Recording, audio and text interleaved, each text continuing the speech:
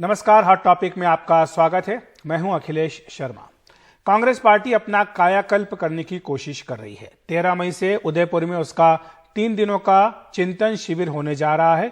इसमें पार्टी खेती किसानी से लेकर तमाम राजनीतिक मुद्दों पर चर्चा करेगी, लेकिन सबसे अहम है संगठनात्मक मजबूती को लेकर उठाए जाने वाले कदम।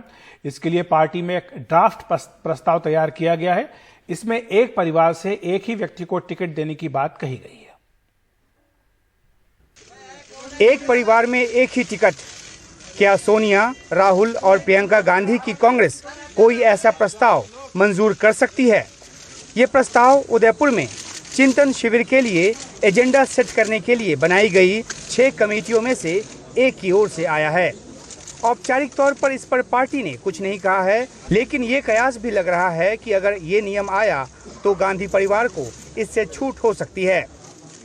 ऐसे सुझाव जहां तक संभव होता है पूरे किए जाते हैं। जहां तक गांधी परिवार का सवाल है, उन पर शायद ये लागू नहीं होंगे, क्योंकि संभावना ये है कि राहुल गांधी के अलावा प्रियंका गांधी भी अगला इलेक्शन लड़ेंगी। तो 1 फैमिली 1 टिकट मैं नहीं समझता हूं कि गांधी परिवार पर लागू होगा, खासकर इसलिए कि उनकी जीतने की संभावना और कैंडिडेट्स के मुकाबले में ज़्यादा स्ट्रांग होगी।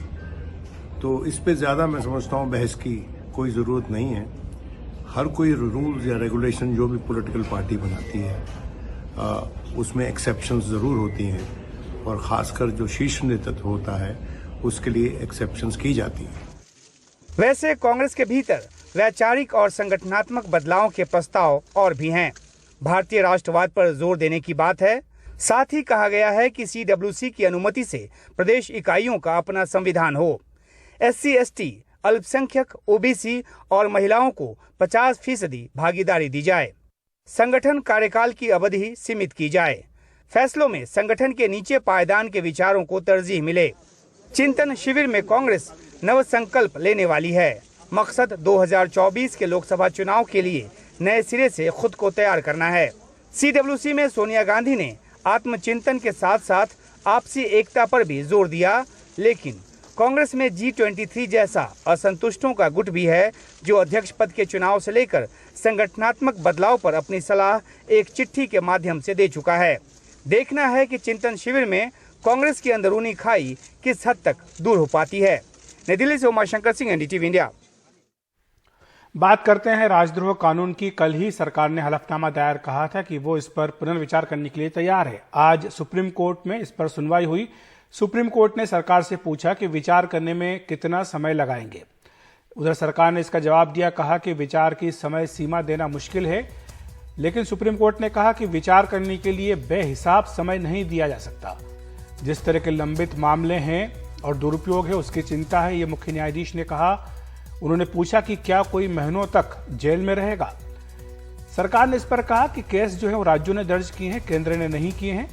तो सुप्रीम कोर्ट ने कहा कि राज्यों से कहें कि जब तक रिव्यू ना हो तब तक कोई नया केस दर्ज ना किया जाए। इस पूरे मामले को लेकर सुप्रीम कोर्ट ने केंद्र सरकार से कल जवाब मांगा है।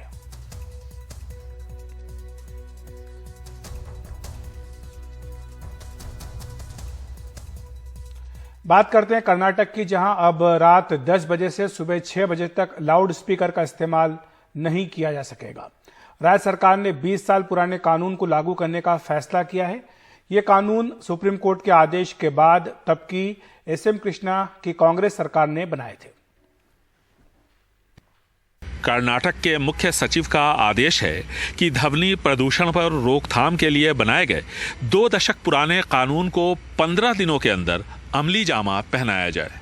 इस आदेश में साफ लिखा है कि 13 अगस्त 2002 के सरकार के आदेश का सख्ती से पालन हो। इसके मुताबिक रात 10 बजे से सुबह 6 बजे तक सार्वजनिक तौर पर लाउड स्पीकर के इस्तेमाल पर रोक होगी।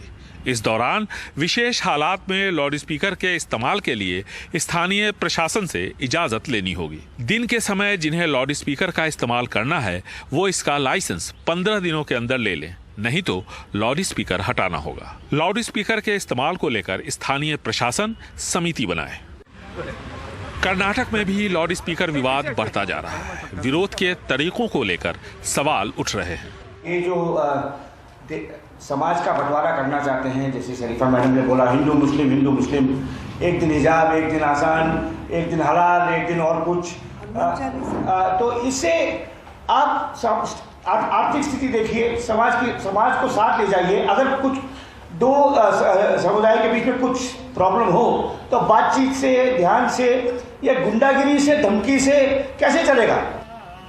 कानून मंदिर मस्जिद के साथ साथ सभी दूसरे धार्मिक स्थानों और व्यावसायिक प्रतिष्ठानों पर लागू होगा। ಇವೆಲ್ಲ ಸರಿಯಾದ ರೀತಿಯಲ್ಲಿ ಅನುಷ್ಠಾನ ಆಗಬೇಕು। ಗ್ರಾಮದ ಅಭಿವೃದ್ಧಿ ಮತ್ತು अजान के बारे में सुप्रीम कोर्ट का आदेश बिल्कुल साफ है। मैं सबसे अपील करता हूं कि आपसी सौहार्द बनाए रखिए। सुप्रीम कोर्ट के फैसले को किस तरह लागू करना है उस बारे में हाईकोर्ट ने भी स्पष्ट रूप से कहा है।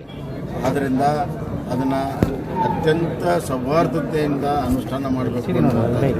अदालत के आदेश के बाद कर्नाटक सरकार ने नियम तय किए थे ताकि ध्वनि प्रदूषण को नियंत्रण में रखा जा सके। कानून पुराना है, लेकिन अब इसे सख्ती से लागू करने का फैसला किया गया है। मुहिम मस्जिदों पर से लाउड स्पीकर हटाने के लिए छेड़ी गई थी, लेकिन इसकी जद में मंदिर और गिरजाघर भी आ गए। बेंगलुरु से कैमरामैन कुमार के साथ Nihal Kidwai, NDTV India. Allahabad high court ने समाजवादी पार्टी के नेता आजम खान की जमानत मंजूर कर ली है। सुनवाई पूरी होने के बाद जस्टिस राहुल चतुर्वेदी की सिंगल बेंच ने 5 मई को फैसला सुरक्षित रख लिया था। यह मामला वक्फ बोर्ड की जमीन गलत तरीके से अपने पक्ष में कराने का है। आजम खान के खिलाफ कुल 88 मुकदमे दर्ज हुए थे, जिनमें से 87 मामलों में पहले ही जमानत मिल चुकी थी। सुप्रीम कोर्ट ने सिर्फ एक मामले में जमानत पर फैसला लेने में देरी को लेकर हाईकोर्ट को फटकार भी लगाई थी, लेकिन अब हाईकोर्ट का फैसला आने के बाद भी आजम खान की जेल से रिहाई मुश्किल है, क्योंकि हाल ही में फर्जी दस्तावेज के जरिए 3 स्कूलों की मान्यता लेने के मामले में उनके खिलाफ मुकदमा दर्ज हुआ है और वारंट भी जारी हो गया है।